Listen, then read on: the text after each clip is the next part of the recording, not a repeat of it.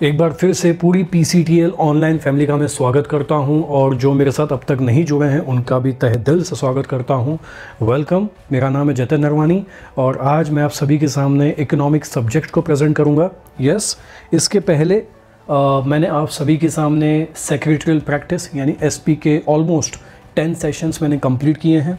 मेरा जो इस चैनल पे जो लास्ट वीडियो था it was about ADR and GDR। अगर अभी भी जो मुझे सुन रहे हैं अगर उन्होंने अब तक उस वीडियो को नहीं देखा है, उसे ग्रैब नहीं किया है, नॉलेज को ग्रैब नहीं किया है, तो मेरी आपसे दरख्वास्त है, रिक्वेस्ट है कि उस वीडियो को ज़रूर देखें और नॉलेज को ज़रूर ग्रैब करें। तो SP का अब तक मैंने 10 सेशंस लिया, इसका ये मतलब नहीं कि मैं और वीडियोस नहीं डालूंगा। अब मैं इकोनॉमिक्स की भी शुरुआत कर रहा हूँ, धीरे धीरे और भी सब्जेक्ट स्टार्ट होंगे और and you will get more and more knowledge about different subjects. So 12 commerce students जो अब तक मेरे इस चैनल के साथ नहीं जुड़े हैं और अगर आपको नॉलेज चाहिए, प्रॉपर तरीके से चाहिए, विद एग्जांपल चाहिए ताकि आपको स्टडी में मदद मिलती रहे, तो मेरे इस चैनल को ज़रूर ज्वाइन करें, सब्सक्राइब करें and make this family more and more bigger and bigger. तो चलिए शुरू करते हैं। आज का हमारा टॉपिक है इकोनॉमिक्स का पहला lesson and we are going to start with the features of micro economics. Yes, तो शुरू करते हैं। Let's move forward. क्या है micro economics? Micro economics guys, it's a study of small individual units. छोटी छोटी स्मॉल इंडिविजुअल यूनिट्स की हम बात कर रहे हैं, जैसे कि price, individual house hold, individual wages, है ना, एंड इंडिविजुअल लैंड। हम फैक्टर्स ऑफ प्रोडक्शन की भी बात करेंगे इसके अंदर, क्योंकि माइक्रो इकोनॉमिक्स में फैक्टर्स ऑफ प्रोडक्शन की भी स्टडीज़ होती हैं, like land, labour, capital, entrepreneur, different forms of market like perfect competition, monopoly, oligopoly, monopolistic competition, different तरीके की demands, different तरीके के factors which affecting the demand. Okay, तो ये सब individual level पे की जाने वाली studies हैं, इसीलिए ये सारे के सारे जो concept हैं माइक्रो इकोनॉमिक्स के अंडर कवर होते हैं। माइक्रो इकोनॉमिक का काम है कि वो हर एक individual price, wages, firm, industry, इन सब की डिटेल स्टडी करता है। अगर मैं पर्टिकुलर किसी एक एग्जांपल की बात करूं कि किसी कमोडिटी की प्राइस कैसे डिसाइड होती है, तो हम सिर्फ ऊपर से प्राइस को देखते हैं, लेकिन प्राइस के अंदर बहुत ही डिटेल स्टडी होती है। उसके अंदर कई सारे फैक्टर्स की प्राइसिंग लगी हुई रहती है, टैक्सेशंस होते हैं, प्रॉफिटेबिलिटी होती है, ट्रांसपोर्टेशन कॉस्ट होती है, मशीनरी का कॉस्ट होता है, यानी कई सारी चीज़ें जोड़ के तब जाके एक प्राइस तैयार होती है। करेक्ट।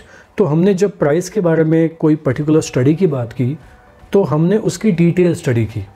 हर इंडस्ट्री एक जैसा काम नहीं करती है, सारे प्राइसेस के पीछे डिटेल इन्वेस्टिगेशंस होती हैं, कई सारी चीज़ें ऐड होती हैं, तब जाके कोई पर्टिकुलर प्राइस तैयार होती है। इसे हम माइक्रोस्कोपिक स्टडी भी कह सकते हैं। जैसे किसी पर्टिकुलर माइक्रो ऑर्गेनिज्म को देखने के लिए हम माइक्रोस्कोप का इस्तेमाल करते हैं ताकि हमें वो चीज़ बहुत क्लियर कट समझ में आ जाए। ओके, उसी तरह इकोनॉमिक के अंदर कई सारे डिफरेंट तरीके के वेरिएबल्स हैं। उन अलग अलग तरीके के वेरिएबल्स को समझने के लिए माइक्रो इकोनॉमिक एक माइक्रोस्कोपिक स्टडी को फॉलो करता है। हमारे वेरिएबल्स क्या क्या होते हैं, यानी parts of economics like demand, supply, land, labour, capital, entrepreneur, different forms of market, different types of demand, different types of utility, ये सारे के सारे जो कंसेप्ट हैं are actually covered under the concept microeconomics। तो ये एक बेसिक मीनिंग है आपके सामने। अगर मैं एक और एग्जांपल दूं तो चलिए मैं आपको अमेज़ॉन फॉरेस्ट का एग्जांपल देता हूं। क्या आपको पता है अमेज़ॉन फॉरेस्ट में 10 मिलियन स्पीशीज़ फाइंड आउट किए जा सकते हैं, यानी 10 मिलियन स्पीशीज़ हैं, अलग अलग प्रकार की प्रजातियाँ हैं, चाहे वो एनिमल्स हो, प्लांट्स हो, राइट, या फिर एक्वेरियम तरीके की बातें हम कर सकते हैं। तो ये सब के सब जो डिफरेंट टाइप की स्पीशीज़ हैं ये आपको अमेज़ॉन फॉरेस्ट में पता चलेंगे। अब ये 10 मिलियन कैसे पता चले? सीधी बात है, जब अमेज़ॉन फॉरेस्ट में हर एक चीज़ की बारे में डिटेल इन्वेस्टिगेशन की गई, अलग अलग तरीके की स्पीशीज़, अलग अलग तरीके के प्लांट्स, एनिमल्स, बर्ड्स, इन सब के बारे में जब एक एक करके स्टडी की गई तो हमें पता चला कि अमेज़ॉन फॉरेस्ट इतना बड़ा है और उसके अंदर 10 मिलियन स्पीशीज़ अवेलेबल हैं, वो भी प्लांट्स, एनिमल्स, बर्ड्स और भी कई सारी चीज़ें सब मिला के हैं ये। अगर मैं सिर्फ फ्रॉग की बात करूं, फ्रॉग, तो आपको फ्रॉग की सिर्फ और सिर्फ 400 से भी ज़्यादा स्पीशीज़ सिर्फ और सिर्फ अमेज़ॉन में मिलेंगे। पूरे वर्ल्ड में 4000 से भी ज़्यादा डिफरेंट टाइप्स है फ्रॉक्स के। अकेले अमेज़ॉन में 427 या हो सकता है उससे भी ज़्यादा, राइट, डिफरेंट टाइप्स यानी डिफरेंट स्पीशीज़ ऑफ फ्रॉक्स आपको मिल जाएंगे। ये कैसे पता चला? जब एक एक फ्रॉक के बारे में पता चला, डिटेल इन्वेस्टिगेशन किया, पूरे अमेज़ॉन फॉरेस्ट में सारी चीज़ों को इकट्ठा किया, राइट, और हमें पता चला that there are many species of frogs. तो अंदाज़ा लगाइए कि वहाँ पे रेप्टाइल्स हैं, वहाँ पे एनिमल्स हैं, जहरीले फ्रॉक्स भी हैं, जहरीले प्लांट्स भी हैं, और 10 मिलियन स्पीशीज़ अवेलेबल हैं। ये कैसे पता चला? जब एक एक इंडिविजुअल स्टडी की गई और ये कई सालों की मेहनत है, तब जाके अमेज़ॉन फॉरेस्ट के बारे में इतना कुछ पता चला। तो माइक्रो इकोनॉमिक का ये जो मैंने एग्जांपल अलग तरीके से दिया, इससे समझ में आ गया होगा कि माइक्रो इकोनॉमिक एक डिटेल इन्वेस्टिगेशन वाली स्टडी है, राइट। डिटेल स्टडी करता है किसी भी individual firm, price, forms of market, factors of production, it might be demand also, supply also, सब कुछ। तो चलिए शुरू करते हैं फीचर्स ऑफ माइक्रो इकोनॉमिक्स। तो micro economic is based on certain assumptions. Certain assumption का यहाँ पे एक फ्रेज़ दिया गया है, सेटेरस पैरिबस, यानी सारी की सारी बाकी चीज़ें कांस्टेंट रहनी चाहिए, जैसे कि full employment, perfect competition, pure capitalism. Actually micro economic के पीछे ये जो कंसेप्ट है सर्टन अजम्पशन का, इसमें एक्चुअली कई सारी थेरीज़ हैं, like law of DMU, law of demand, law of supply. ये सारी की सारी जो थेरीज़ हैं एक्चुअली प्रेजेंट की गई हैं बाय प्रोफेसर अल्फ्रेड मार्शल। एक पर्टिकुलर टाइम में हर चीज़ कांस्टेंट होती है। अगर इस वक्त आपकी कोई पर्टिकुलर प्रोडक्ट की क्वालिटी होगी, है ना, कंपटीशन मार्केट में जो चल रही होगी, वेदर कंडीशन जो कांस्टेंट कुछ समय के लिए चलता रहता है, आपके कॉम्पिटिटिव प्राइस कांस्टेंट रहते हैं, सब्स्टिट्यूट गुड्स के प्राइस कांस्टेंट रहते हैं, कॉम्प्लीमेंट्री गुड्स के प्राइस कांस्टेंट रहते हैं, और उस वक्त एक मेंटालिटी होती है कंज्यूमर की, जैसे कि कंज्यूमर कम प्राइस पे ज़्यादा डिमांड करेगा और ज़्यादा प्राइस पे कम डिमांड करेगा। और उस वक्त मार्केट कंडीशन जो चल रही है, उस वक्त जो मार्केट कंडीशन चल रही है, हम ये मान के चलते हैं कि वो पर्टिकुलर टाइम के लिए कांस्टेंट रहती है। लेकिन एक्चुअल पॉइंट ये है कि कोई भी इकोनॉमिक कंडीशन कुछ समय के लिए कांस्टेंट रहती है। लॉन्ग पीरियड में कोई भी चीज़ कांस्टेंट नहीं रहती, वो डायनामिक होती है। तो माइक्रो इकोनॉमिक की जो थेरीज है ना, अजम्पशन पे बेस्ड है। There should be no change in the price of substitute goods or complementary goods. There should be no change in weather condition. There should be no change in technology for the production, right? There should be no change in the taxation or any kind of policies made by the government. ये कुछ समय के लिए है। आपको पता है economic condition कभी भी कांस्टेंट नहीं रह सकती, वो लगातार डायनामिक होती है, बदलती रहती है। तो इसलिए माइक्रो इकोनॉमिक के जो थेरीज़ हैं वो अजम्पशन पे बेस्ड हैं, वो भी शॉर्ट पीरियड के लिए। लॉन्ग पीरियड में हमें एक्सेप्शंस मिलेंगे। जो लॉज बनाए गए हैं वो एक्चुअली सोशल साइंस से रिलेटेड है, राइट, इकोनॉमिक बिहेवियर से रिलेटेड है।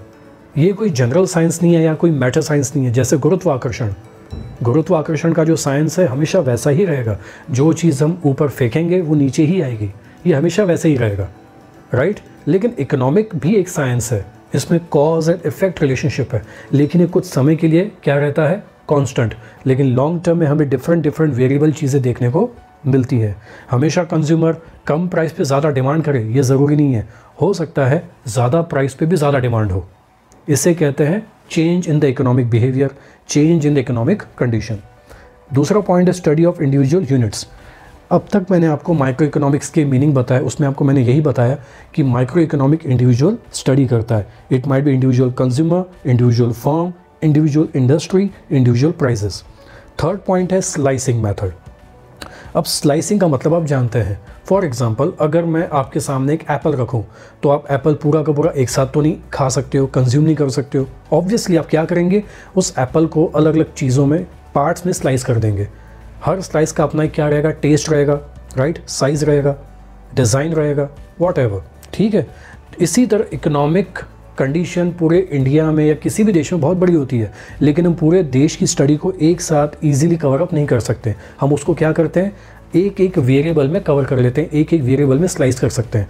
इंडिविजुअल डिमांड कैसी होती है, डिमांड के कितने टाइप हो सकते हैं, यूटिलिटी का मतलब क्या होता है, सप्लाई क्या होती है, सप्लाई के कितने, राइट, टाइप्स हो सकते हैं या उसकी अलग अलग वजह हो सकती हैं, उसके एक्सेप्शंस क्या हैं? हमारे पास फैक्टर्स ऑफ प्रोडक्शंस हैं, लैंड है, लैंड के भी कितने टाइप्स हैं, लेबर है, लेबर के भी कितने टाइप्स हैं, कैपिटल है और कैपिटल के भी कितने टाइप्स हैं, एंटरप्रेन्योर है, एंटरप्रेन्योर की क्या क्वालिटीज़ हैं, एंटरप्रेन्योर की क्या फंक्शंस हैं, इन सब चीज़ों को हमने क्या किया हुआ है, स्लाइस किया हुआ है, ताकि हम अलग अलग वेरिएबल की अच्छे से स्टडी कर सकें और इस इकोनॉमिक कंडीशन को समझ सकें। इसलिए उसको कहते हैं slicing method. Micro economic slicing method को फॉलो करता है। एनालिसिस ऑफ मार्केट स्ट्रक्चर, हम नॉर्मली हम किसी भी मार्केट की बात करते हैं that this is wholesale market और दैट इज़ रिटेल मार्केट, है ना, या ये कोई पर्टिकुलर एक एरिया है जहाँ पे मैन्युफैक्चरिंग एंड प्रोडक्शन होता है, हम इसी आम भाषा में बात करते हैं। लेकिन इकोनॉमिक्स के अंदर मार्केट को अलग अलग नाम से जाना जाता है, राइट। मोनोपोली जिसे हम कहते हैं सिंगल सेलर, ओलिगोपोली जिसका मतलब होता है few sellers many buyers, monopolistic competition जिसे हम कहते हैं practical market, and perfect competition जिसे हम कहते हैं इमेजिनेटिव कंसेप्ट। तो ये मार्केट स्ट्रक्चर को पूरी तरह से माइक्रो इकोनॉमिक में अलग अलग तरीके से क्या किया गया, डिवाइड किया गया है। यूज़ ऑफ मार्जिनलिज्म प्रिंसिपल, एक्चुअली ये जो कंसेप्ट है totally right diminishing marginal utility से कनेक्टेड है। इसके अंदर दो कंसेप्ट आता है, total utility and marginal utility. अब इसके पीछे का मतलब क्या है, ये जो मार्जिनलिज्म प्रिंसिपल है एक्चुअली टोटली प्रोड्यूसर और कंज्यूमर से कनेक्टेड है। अब हम कंज्यूमर की बात करते हैं, जब हमें प्यास लगती है, भूख लगती है, तो हम जब भी कोई चीज़ कंज्यूम करते हैं, हमारा हर एक कंजम्पशन के बाद हमारा सेटिस्फैक्शन लेवल अलग अलग होता है। क्लियर है? पहला अगर मैं कोई भी यील्ड कंज्यूम कर रहा हूँ तो उसका सेटिस्फैक्शन लेवल अलग होगा, सेकंड पे अलग होगा, थर्ड पे अलग होगा, फोर्थ पे अलग होगा, और कहीं ना कहीं वो सेटिस्फैक्शन आके ज़ीरो हो जाएगा। अब जितनी मुझे प्यास रहेगी मैं उतना ही पानी पीऊँगा, जितनी मुझे भूख रहेगी मैं उतना ही खाना खाऊँगा, लेकिन एक पॉइंट पे आके मेरा सेटिस्फैक्शन ज़ीरो हो जाएगा। हर निवाला, हर glass of water, every consumption का क्या है, एक मार्जिन है। उस मार्जिन को हम नंबर में तो कैलकुलेट नहीं कर सकते, हम सिर्फ फील कर सकते हैं कि हाँ अगर मुझे प्यास लग रही है तो पहला ग्लास मुझे बहुत अच्छा लगेगा, सेकंड ग्लास कम अच्छा लगेगा, थर्ड ग्लास पीने का मैं बोलूँगा कि नहीं अब मैं फुल्ली सेटिस्फाइड हो चुका हूँ, चौथे ग्लास पीने की ज़रूरत ही नहीं है। क्लियर है? तो थर्ड ग्लास पे मेरी यूटिलिटी क्या हो गई, कंप्लीट हो गई। इस कंसेप्ट को मैं और डिटेल में समझाऊंगा जब मैं आपके सामने डिमिनिशिंग मार्जिनल यूटिलिटी को प्रेजेंट करूंगा। तो ये टोटली एडिशनल यूनिट पे डिपेंड है। हम कभी भी एडिशनल यूनिट जब कंज्यूम करते हैं तो हमारा मार्जिनल सेटिस्फैक्शन क्या होता है, ये प्रिंसिपल बताता है। ये प्रिंसिपल प्रोड्यूसर और कंज्यूमर दोनों के लिए ही इंपॉर्टेंट है। अगला पॉइंट है प्राइस थ्योरी। जितनी भी थ्योरीज माइक्रो इकोनॉमिक में आपको बताई गई हैं, ये सब की सब थ्योरीज प्राइस पे डिपेंड है।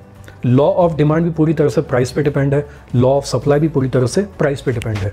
ओके, इसलिए माइक्रो इकोनॉमिक का अगर हम दूसरा नाम लें तो इसको कहते हैं प्राइस थ्योरी। इसका दूसरा ये भी पॉइंट है कि हम price of goods and service की बात करते हैं। हर फैक्टर्स की भी प्राइस होती है, जैसे लैंड पे हम रेंट पे करेंगे, लेबर को वेजेस देंगे, कैपिटल पे इंटरेस्ट पे करेंगे, और एंटरप्रेन्योर प्रॉफिट कमाने के लिए क्या करता है, बिजनेस करता है। इनको ही प्राइस माना जाता है, बस नाम चेंज है, राइट। लेबर को किस तरह से वेजेस पे किया जाएगा, लेबर कितने टाइप के होते हैं, तो वेजेस कैसे डिसाइड होते हैं, right, on the productivity, on the knowledge, on the literacy, that is actually the price theory. उसके बाद limited scope. Yes, micro economic has a limited scope, क्योंकि माइक्रो इकोनॉमिक पूरे देश की बड़ी बड़ी चीज़ों को इग्नोर कर रहा है या उसमें वो स्टडी को कवर नहीं किया गया है। माइक्रो इकोनॉमिक के अंदर पॉवर्टी को कवर नहीं किया जाता, अनएम्प्लॉयमेंट को कवर नहीं किया जाता, इन्फ्लेशन डिफ्लेशन को कवर नहीं किया जाता, पॉपुलेशन की बात नहीं होती है, बिजनेस साइकिल की बात नहीं होती है, राइट, बड़े बड़े सेक्टर्स की बात नहीं होती है, like central banking, money, right, या इंश्योरेंस, या देश का बजट कैसे तैयार होता है। ये जो पूरे नेशनल लेवल की स्टडीज़ हैं ये माइक्रो इकोनॉमिक में कवर नहीं होती हैं। ये बड़े लेवल की स्टडीज सिर्फ और सिर्फ कवर होती हैं मैक्रो इकोनॉमिक्स में। इसलिए माइक्रो इकोनॉमिक का जो स्कोप है पूरी तरह से लिमिटेड है, limited to demand, limited to supply, limited to factors of production, limited to different forms of market, limited to utility, and that's it. इसके ऊपर जो बड़े लेवल की स्टडीज़ हैं कि देश की अर्थव्यवस्था क्या है, राइट, लिटरेसी क्या है, पॉवर्टी कितनी है, एम्प्लॉयमेंट एंड अनएम्प्लॉयमेंट के बीच में कितना गैप है, इस साल देश का बजट कैसे तैयार किया जाता है, यानी किसी भी टाइम में हर साल जो बजट होता है वो कैसे तैयार किया जाता है, कभी वो डिफिशिट बजट होता है, कभी वो सरप्लस बजट होता है, ये सारी स्टडीज़ माइक्रो इकोनॉमिक में कवर नहीं होती हैं। And last but not least the final point is partial equilibrium. Partial equilibrium का मतलब होता है कि हम सिर्फ इंडिविजुअल लेवल पे स्टडी करते हैं। ओके, ये मैंने आपको बता दिया। सबसे इंपॉर्टेंट चीज़ है, पार्शियल इक्विलिब्रियम इंडिपेंडेंटली स्टडी करता है। हर वेरिएबल दूसरे वेरिएबल पे डिपेंडेंट होता है।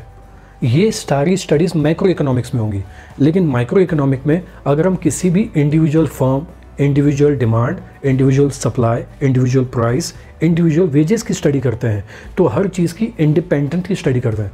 ये वेरिएबल उस पर्टिकुलर वेरिएबल पे डिपेंडेंट है या कोई भी दो वेरिएबल्स, दो इकोनॉमिक टर्म्स एक दूसरे से कनेक्टेड हैं, ये स्टडी इसमें नहीं होती है।